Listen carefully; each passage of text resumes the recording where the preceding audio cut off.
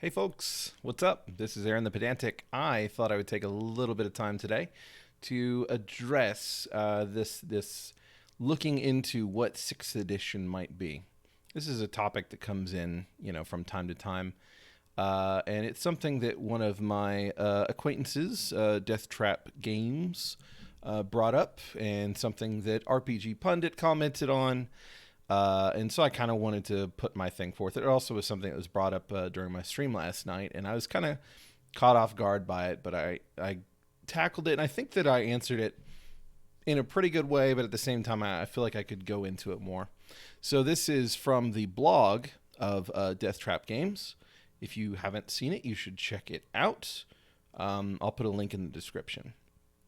But it's, basically just him trying to talk about what he thinks it's going to look like. It's a very thorough analysis, and mine's not going to be that thorough, but I still wanted to put my opinions on it. And so we'll do kind of like a point by point. I'm going to try and go through it without taking too terribly long. I'm just going to try and hit the big things. So, unfortunately, he's made it easy because he underlined everything. So, the first thing he theorized is a further simplification of the rules. So I think that this is actually not going to be the case. The reason I say that is because of the fact that I think that they have hit a sweet spot with 5th edition. And if you look at what's gone on, with Wizards of the Coast in past editions, it has been basically trying to address the wrongs of prior editions in making them more approachable for what the players want. They've been getting a whole lot of feedback. That's been their entire process with 5th edition, has just been constantly tell me what you want community. And that's basically what has been happening with the game. Sometimes that involves people putting in their opinions that they may be a very vocal and loud minority, but they're getting the attention. I thought that my mic died for some reason. So in this case, I don't think there's anything really that needs to be addressed that 5th edition has put out, that the community, as far as the mechanics go. I think that the people in the 5th edition, like, I feel like they've hit the sweet spot where they can appeal to people in I would say the maybe quieter majority that just enjoy the game. They don't really focus on anything other than just playing the game. Because most of the people that I play with, they aren't familiar with any of the controversies that arise. They don't really think about like what they do make their own kind of home rules and whatnot. But for the most part, desiring less rules is not something that I hear from most people. And I think that even though Wizards of the Coast knows there are people that are pushing for it, I think that they know that this would ultimately alienate the majority of the audience. So I don't think that that's going to be the case. I think that what they're going to do is they're going to consolidate what they've done with 5th edition and then try and present it in a cleaner way. So that is going to be less about reducing rules and maybe just fixing certain things. So most of the things that they've had to fix through, various, I forget what the word is. Y'all know, and you're gonna yell at me. But whenever they have to errata things, whenever they have had hiccups with the way that they've presented certain classes, I think that they're going to try and fix their boo-boos and basically kind of reboot. I feel like it's going to be more of a reboot of 5th edition more than some kind of new and revolutionary take. Well, 5th edition wasn't really revolutionary per se. It was really just kind of greatest hits, I guess, sort of. But whenever you take greatest hits from several different perspectives, it's not really, it's not like saying it's the best of everything. It's really just like the good things from every side of the story, from every perspective or whatever. So as far as simplification, I don't think that's going to be the case. If I had to guess, I'd say that there is going to be a chance that they're going to lean more heavily on optional rules. And this is actually going to be something that's kind of rebutted in what he theorizes for later on in this. So characters will become more super heroic. I think that trend is probably going to continue, possibly. But then again, I don't know. I think that they have received tons of complaints about how 5th edition is too so super heroic, and they have gotten the feedback from various aggregates showing that people typically don't play the higher levels. So what does that tell them, that they don't play the higher levels? It tells them that that's not really the thing that people are interested in.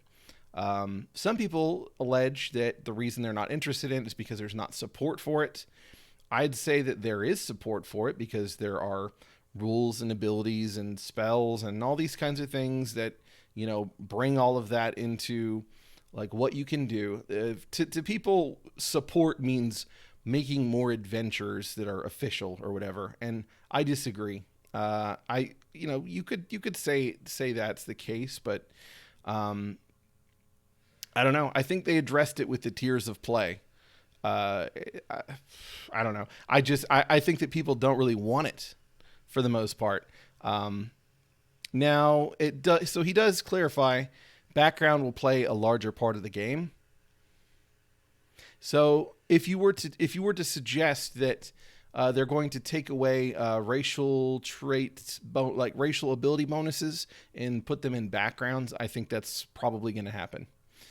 Because that is something that I feel like it's more justifiable. And then you could use traits, racial traits, and size categories to kind of fix some of the oddities that might happen. I mean, if you have an orc that is raised in, society as a scribe for a wizard, like a wizard's apprentice, perhaps, like, why shouldn't they have a higher intelligence than they would otherwise? I mean, there is some kind of like bioessentialist arguments that can be made. And that's really up to taste. I'm not the kind of person that's like, that's just wrong, you shouldn't do that. It just depends on the kind of fiction that you're engaging in. And I don't really see anything horrible about it either way.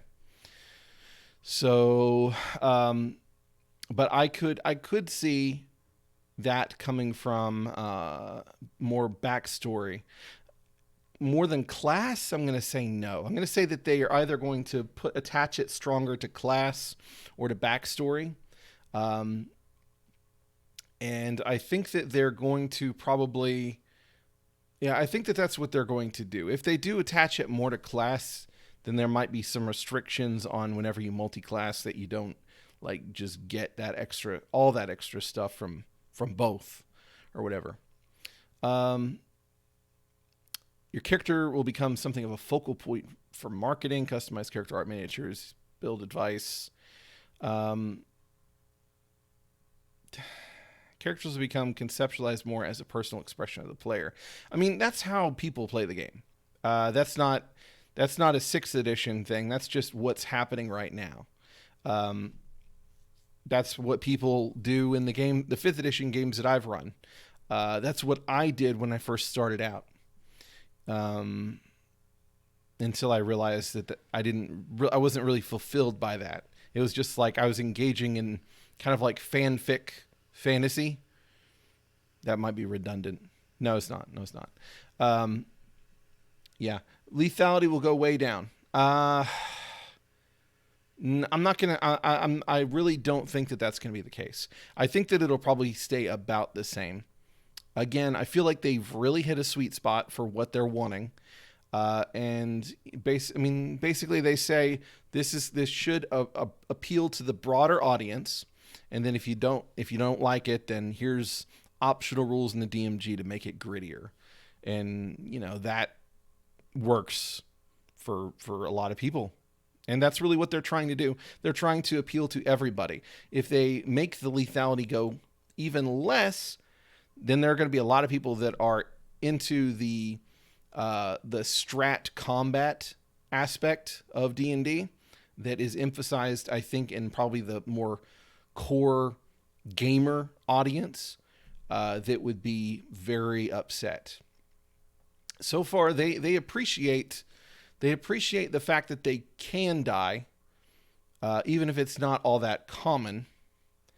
But yeah, I don't think that's going to go way down necessarily. Mind control spells will likely be removed.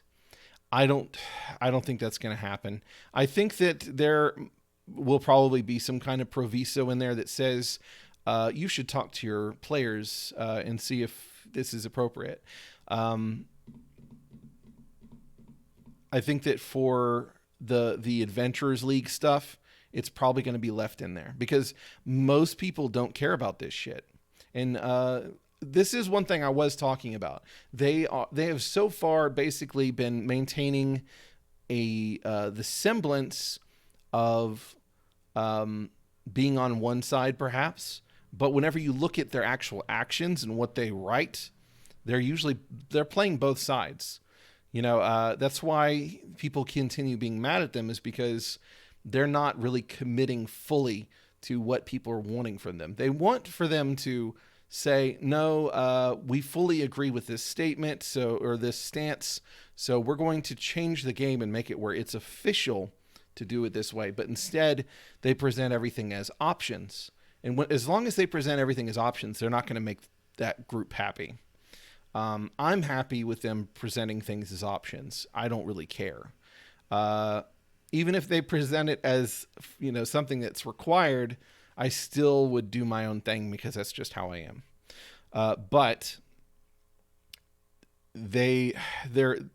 I think that this might be why they won't even look into doing a 6th edition for quite a while, because then they kind of have to shit or get off the pot. And right now they're choosing to sit right there. They don't want to move. Right now they're just like, well, we already have the rules out. We can't change what's already out there, but we can say here's some options for making things different. They can't do that if they're doing a new edition. So, it could go either way. I think it's possible that they will do that, but I don't think it's likely, because control spells, I mean, it's as D&D as apple pie for the most part, Charm Person is they may weaken them. In fact, they've already been doing so. Well, no, I guess that might not be quite the case. Well,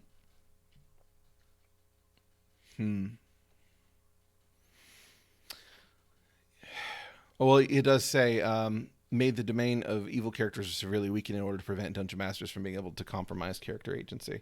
Yeah. So I guess I do see that as a possibility. Removed, I'm going to say no. They're not going to be removed. You can tell me I'm wrong whenever 6th edition comes out. Let's see. Illusion of character design choice will be important because it's about exploring their own psychology, expressing their own identity. But to avoid falling into 3E traps, mechanically simple, abilities gained from customization, mechanically insignificant.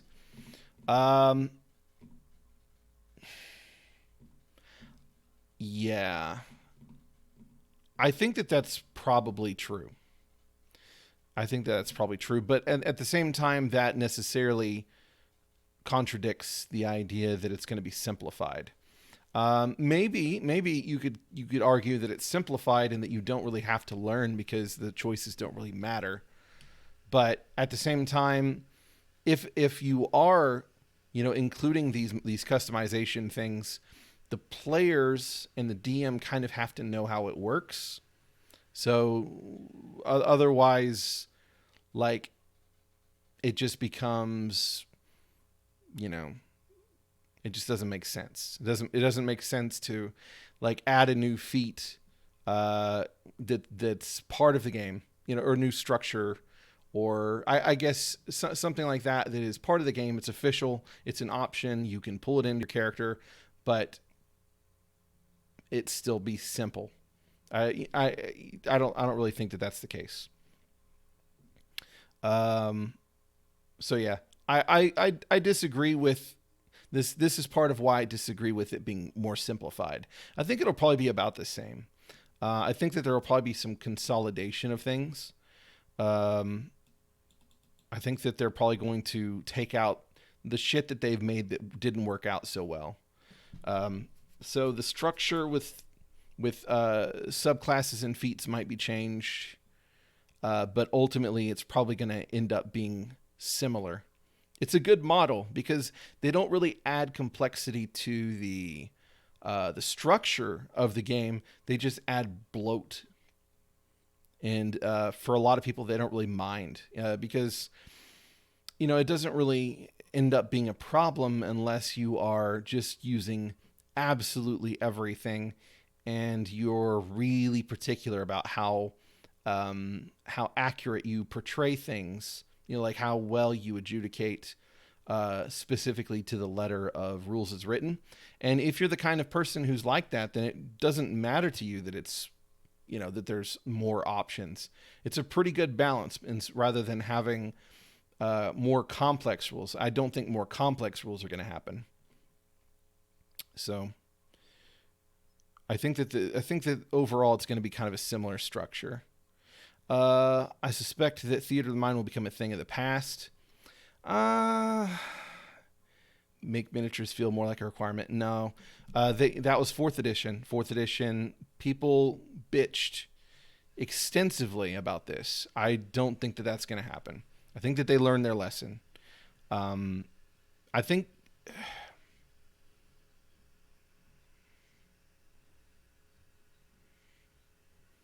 you mentioned the D&D minis offshoot, but I mean, fourth edition literally talked about using things as squares, as far as measurements. Um, they really, really wanted you to use minis. And a lot of people hated it. They did not like. There are a lot of things they didn't like about it, but that was just one of the many complaints that I've heard. So I don't think that's going to be the case. I think that they know that there are a lot of people that, like you said before, they enjoy the component of expressing their character in all kinds of ways. And that means, getting them minis, being able to put them on the board and be like, oh, this is my character that I've spent so long thinking about. And I wrote out this long backstory, and they're embedded in the campaign world. And because the DM is making hooks based off of my backstory and all these kinds of things, and et cetera, et cetera, et cetera. I think that that's not going to be something that's pushed. I think it's going to be something that happens. Make their characters feel like a superstar. This is an interesting take. I want to say that they have talked about esports with D&D. I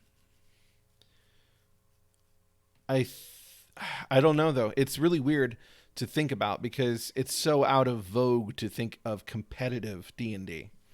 Um, it's kind of just weird. I mean, Adventurers League is like it's all collaborative. I mean, you're not trying to be the best in any way. You're just trying to play with people and level up. And I don't know why people do Adventurers League. I shouldn't lie. I've never really wanted to. I've thought about running Adventurers League, but I don't like to be shackled to things. So I like to do things my own way. The character could move seamlessly from one medium to another. That's some way ahead shit. That may be a long time from now. Ultimately, they were trying to do that with fourth edition as far as making them portable, but you saw how that went. So that's why they made it where a lot of the options ultimately didn't like do a whole lot, and you could, it was as far as like magic items, you would be expected to have about this amount of magic items at this point. So that way, if you went from one person's table to the other person's table, you wouldn't get there. Then the DM be like, "Why the fuck do you have all this shit?" Or "Why are you so greatly underpowered?" or whatever. As far as like building it into a video game, I don't know. That would be a lot of integration that I don't is it possible? Maybe.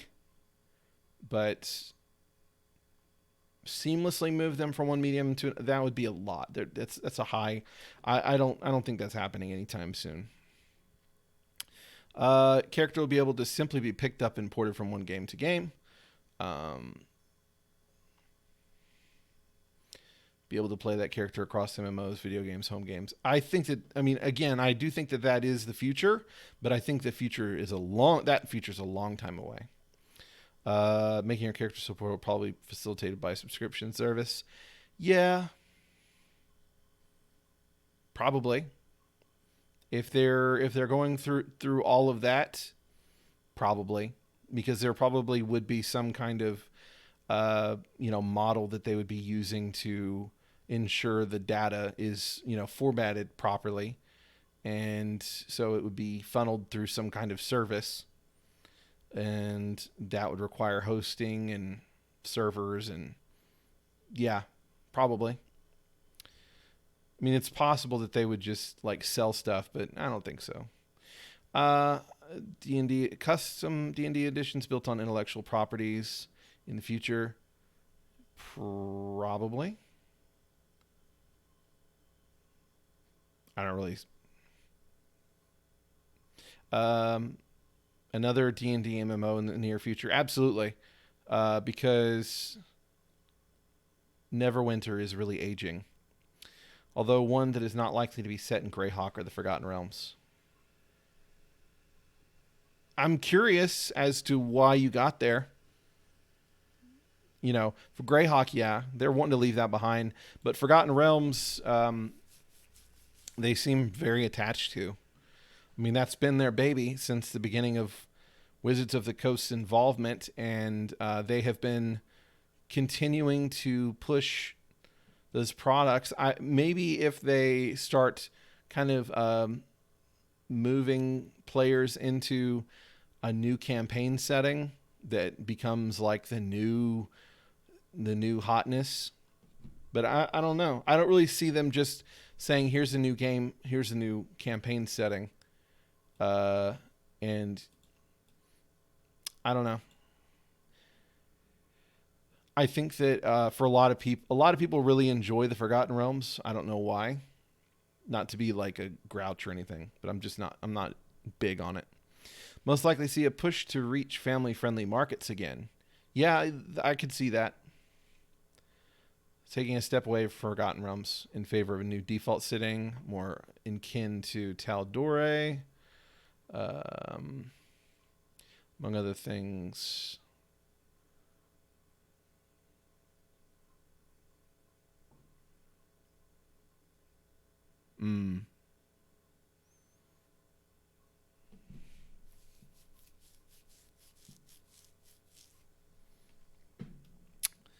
So yeah, I think that family friendly markets. I think that that's true, um,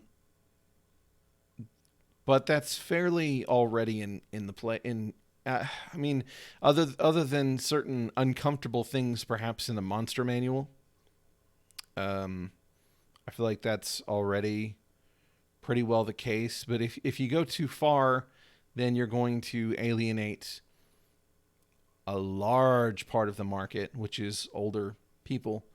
People that are even teenagers like the dark shit. I could see maybe a a D&D edition for kids, which I know that's kind of like what a lot of people say basic was, but that could include a lot of sanitized stuff. I don't think that they'd want to alienate people that much. So making a new setting where they get rid of all this good stuff that honestly I think most people appreciate. They find there's a lot of interesting things they can do with it. I mean, I can't imagine a game of D&D that doesn't have some kind of attempted genocide going on. That's just me. Because it's just instant call to arms for the players to try and work against it. Same thing with slavery. Like I had this campaign where they were going to be, it was a Hunters Guild type campaign, and I, put them in the setting. I make them aware of how the setting is, and they start playing, and the first thing that they do is become terrorists that are trying to do the abolition of slavery. So, which I had made the campaign mostly in mind with the Hunters Guild type thing. And, anytime that there's slavery involved, I mean, that's what the players want to fight against. So, and same thing with the racism.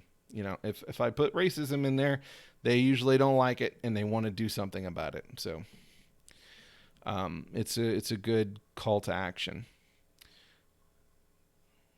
Yeah, so Matt Mercer and Sam Riegel repeatedly use the whole cast pushes progressive ideals.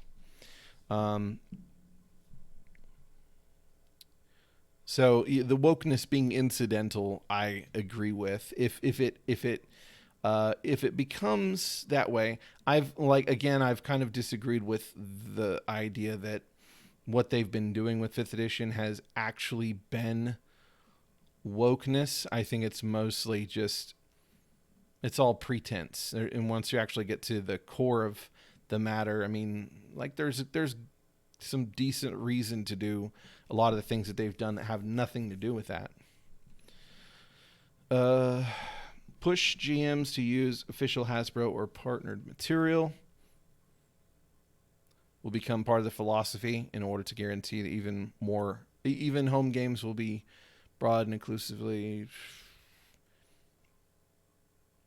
I mean, you can't enforce that. So, I mean, if they try, nobody's going to care. Nobody's going to care. They tried that with 4th edition, sort of, like as far as like trying to make everything, transferable, and it didn't work. I don't think they're going to try that again.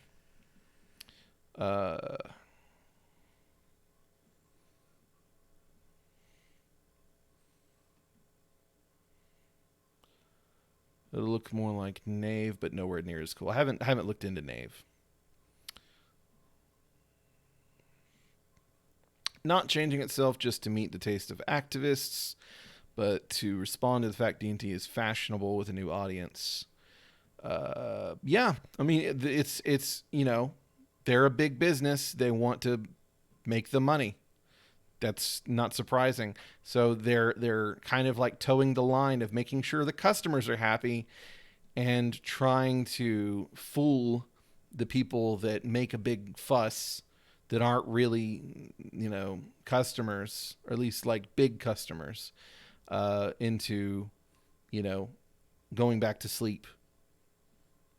We've seen historically how that works. We're about to see it now. And an audience that is very interested in a game that allows them to indulge fantasies of morphological freedom and treats role-playing as a form of self-exploration rather than as a game. Yeah, I mean, I think that's just group to group. I have probably, it's probably split 50-50, among my games where half want to just do the self-expression and then half want to just be like balls deep in mechanics.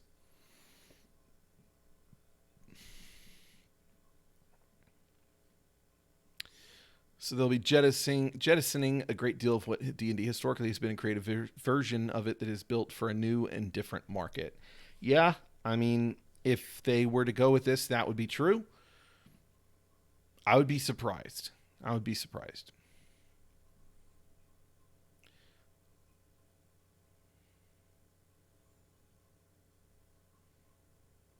Tasha's is an experiment to see how many people they stand to lock in versus how many of the old guard players they stand to lose by making significant changes to the structure of the game. I mean, the changes are really not that significant.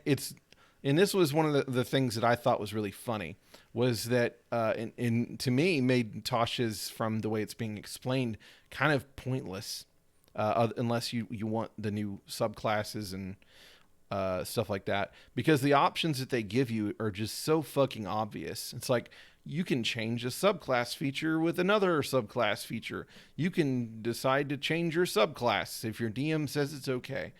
It's like, no shit. We've been doing this, or we haven't. We've been making this decision since you created the 5th edition, because like, it's fucking obvious. Like, why would I need you to print this in a book and tell me I can change the game a little bit? Oh my God. It's dumb. It's not like, they're not changing the structure. They're just saying, hey, look, you can pull this Lego out and put this different colored Lego in the same spot. It's the exact same shape. Yeah. Wonder if the prudent course of action for Wizards of the Coast might be to once again fork the game, selling both a classic that focuses on perilous dungeon crawling and a heroic that focuses on character and story that's both looser in rules and plugged into other multimedia experiences. So I don't think that's going to happen. And the reason for that is because they are trying desperately to keep everybody together under one product line. If they were to split it, then ultimately they would end up like having probably one version that's less profitable, and then they have to basically stop supporting it or accept that they're going to have probably losses in some way. I like, why would you kill the golden goose, really? Because I mean, 3rd edition kind of had its, peak and then decline from what I understand. I say that because I wasn't part of 3rd edition. That was before my time. 4th edition was just like a total train wreck for some people, and for others, like, they love it, but they're a lot smaller, group. And so of course they had to go on to 5th edition. Why would you change it right now? There's really not, well, but we are talking about what 6th edition will be like. I still think when 6th edition comes out, it's going to be just a revised 5th edition. Like, I really don't think it's going to change much. I think there's just going to be some very slight changes, a lot of clarifications, and then they're just going to kind of reset the dial so that people can buy more shit again that they already have, or that they've already played. And it would be interesting if it was completely compatible.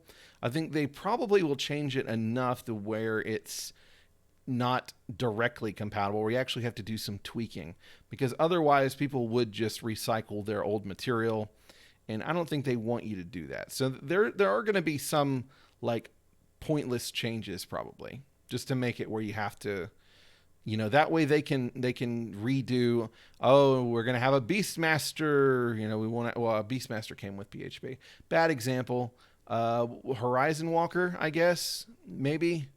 We're going to create this one that goes through the plains, and yeah, that's just my thoughts. That is just my thoughts. So in the end, remodeling D&D to suit the character-focused, hyper-diverse, and story-oriented fan base makes the most sense, especially if you can integrate a more multimedia and brand-focused approach to the game using the technology and organizations already in place. So yeah, I see the point. I agree in certain ways. I think that you expect them to move a little bit more drastically than I do. I think it's going to be a lot more incremental. I think they're probably going to lean into options more than anything else, which is kind of more in line with the home game still being important. But at the same time, I think that they have found that by keeping it open, they don't piss off everybody. But by giving people the option of Adventurers League, it makes it where, people can go to a particular kind of game where they know what to expect. Everything is just laid out and universal, and that works for them. I think that Adventurers League is going to expand even greater. And but yeah, I do think that like the other stuff about portability and being able to be moved into like video games and other kinds of stuff, I think it's going to happen eventually, but I don't know how soon. As far as the MMO, I know that they made there was an announcement some time ago where there were two new games being made. One of them was the one that's basically like Vermintide, but D&D style. And there hasn't really been a whole lot of ads for that. And then there was another one where they had purchased a company that makes online game stuff. So like it looked like it was going to be focusing on MMOs. So I think it's likely that there will be an MMO for 6th edition. I think there might be one for 5th edition because technically Neverwinter is a 4th edition thing. It's just that they've been bringing the campaigns from 5th edition and putting them in this game that's built on 4th edition. But I don't know. Then again, Neverwinter being a 4th edition game actually makes it more suitable for MMOs because it doesn't play like D&D, really. It plays like an MMO. And I know that that's controversial. And if you listen to what Matt Colville says, he says, I know people that worked on 4th edition and they didn't try to make it like an MMO. Well, they may not have, but when you play Neverwinter on the PS4 or the PC or whatever, and you look at the fact that they are using pretty much, everything verbatim with abilities and all that kind of stuff, it really plays like an MMO. Like, it plays like it was meant to be an MMO. The fact that every ability, even just how you attack as a fighter, has some kind of fancy word for it and like special ability that's tacked on with it. Yeah, it feels like I'm playing Final Fantasy 14, except for Final Fantasy 14's better. Anyway, that's all for today. There's comments here, but I'm not worried about comments. Those are my thoughts. Tell me what your thoughts are. Maybe you agree with Brian, and I'm some fool, some damned fool. Have an awesome time. Wait a minute. Well, okay. So I'm not on the blog roll, and that makes me sad. But I'm small fish, so whatever. DeathTrap games. I'm taking you off my blog roll because I'm salty now. I'm kidding.